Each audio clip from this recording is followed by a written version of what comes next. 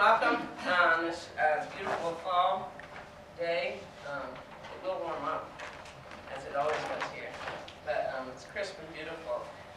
I've been asked to convene some things about the next 40 years to you, and I wish that some of my sociology students were here, actually, because I didn't produce this PowerPoint. I just asked to read it, and they would say to you that that's really optimistic, Dr. Bailey. You're usually not that optimistic, because I teach courses like sociology of the environment and sociology of food, and we look at all the bad things that humans are doing. So they would be pretty pleased to be here to listen to this. But Anne asked me to read this so that we could really set the stage for where we're going to be and what we're looking at. And some of these are projections. And some of them are based on statistics that are pretty probable, and other things are based on ideas that that we can bring into fruition as a society. And so I hope that you kind of can see both of those things. The first part is really looking at where the population is going to be in 40 years and what we as the United States in particular are going to look like. And then the second half has to do with what technology can, in fact, do for us, and what it has done and what it could do for us. So, everyone keep their fingers crossed.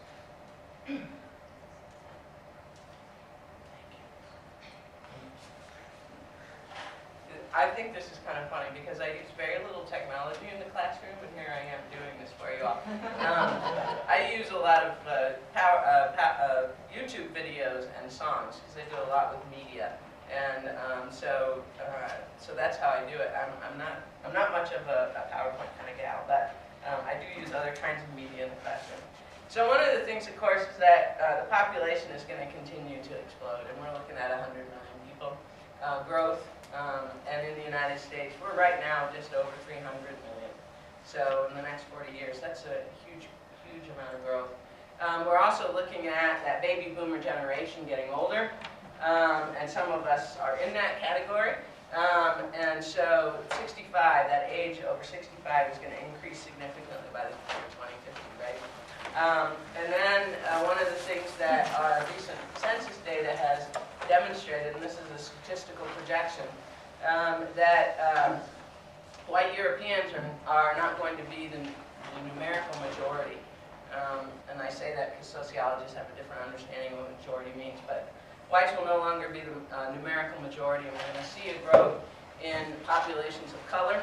In particular, what we're going to see is, and this is an interesting dichotomy, right? So you got the aging population growing, but then you also have that under 5 population growing at the same time.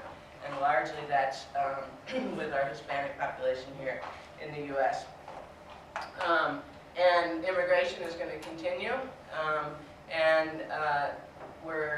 I think that, as Dr. Shepard said, that people continue to come to the United States for a variety of reasons, and we have that push-pull phenomenon with immigration.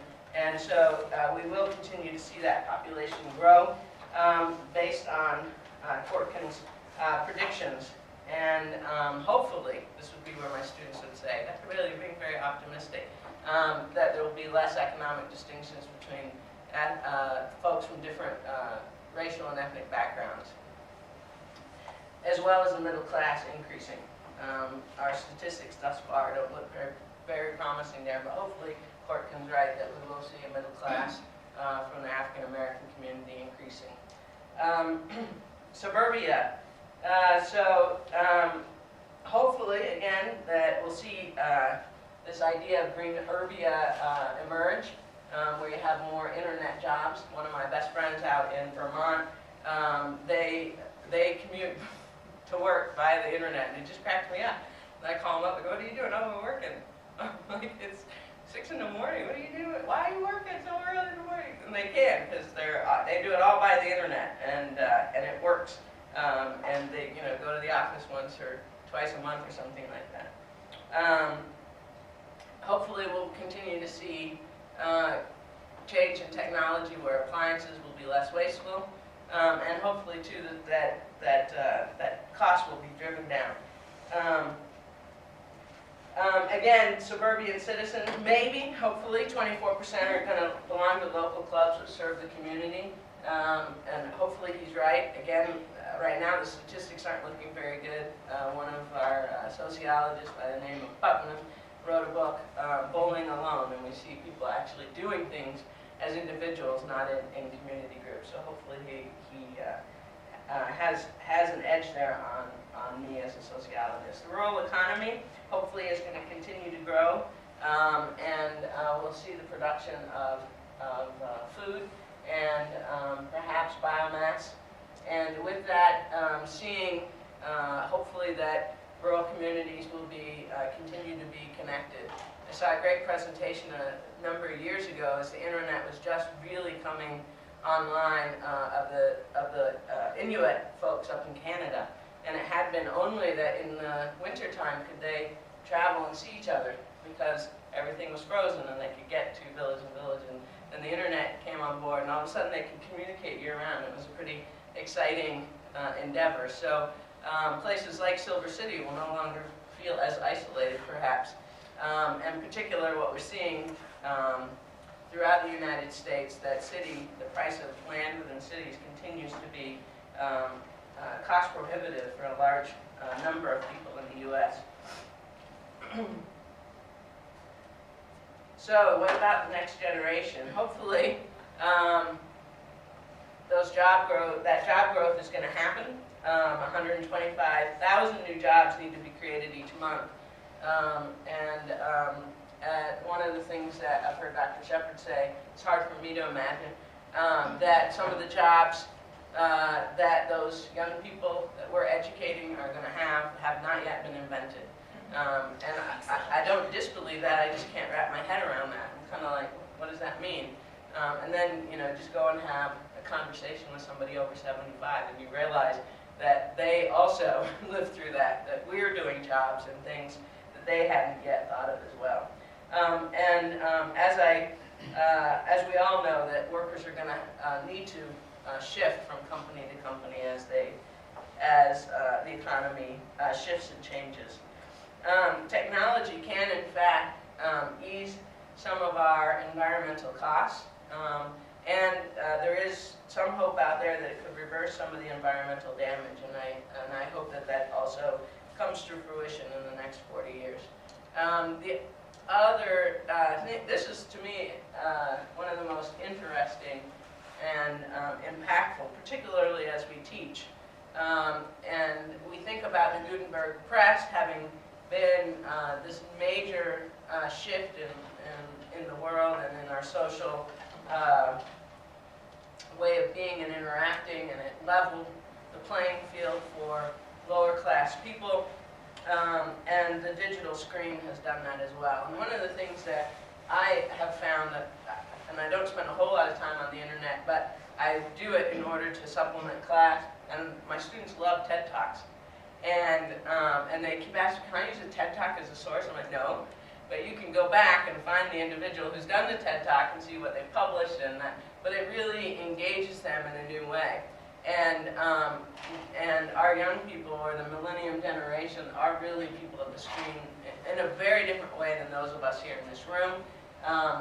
When the iPhone upgraded recently, and I was in a meeting, the students were there, and I was trying to put a date in the calendar, and I just said, I hadn't done anything. I just said, here, will you put this date in the calendar for me? And she goes, okay, there you go. I'm like, oh my gosh. Right? So our generation is definitely, or the generation that we're teaching, the traditional age students are definitely people of the screen.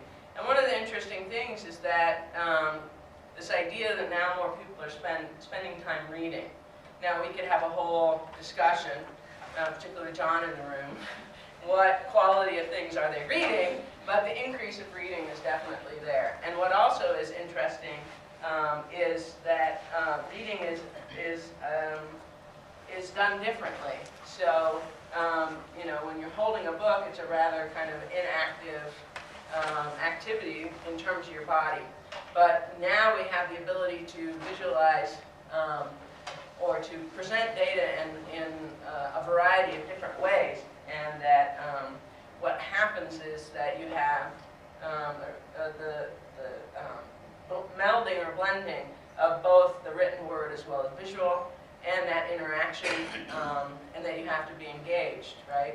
And also, the screen generation is far more intuitive in terms of how you move through that, certainly than I am. And so, then if some of you are Tom Cruise fans, this idea that reading can become almost athletic, right?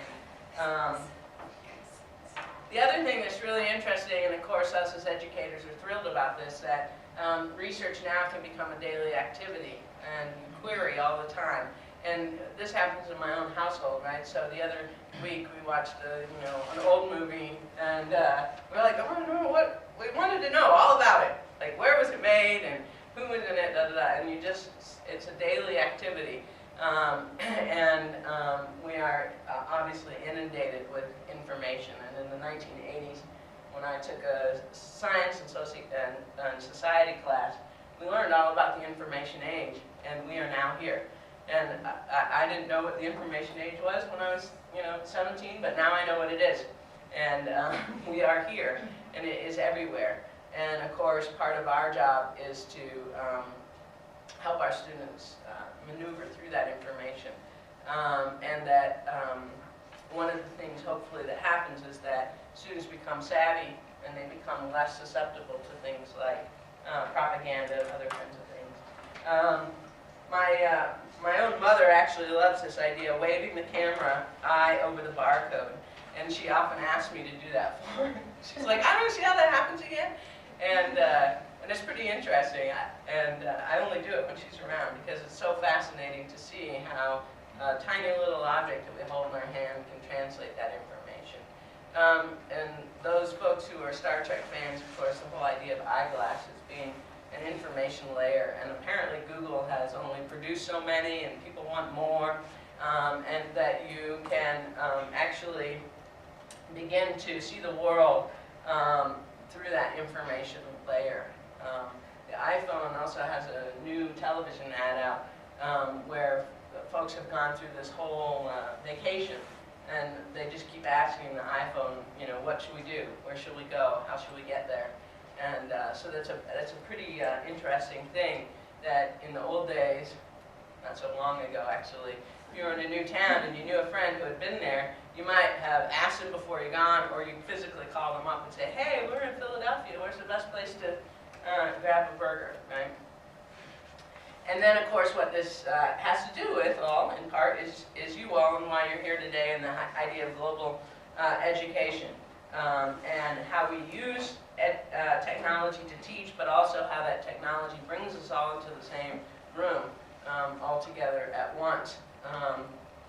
And so I hope you have a great day, and you are able to share some great ideas with one another about how this is going to happen.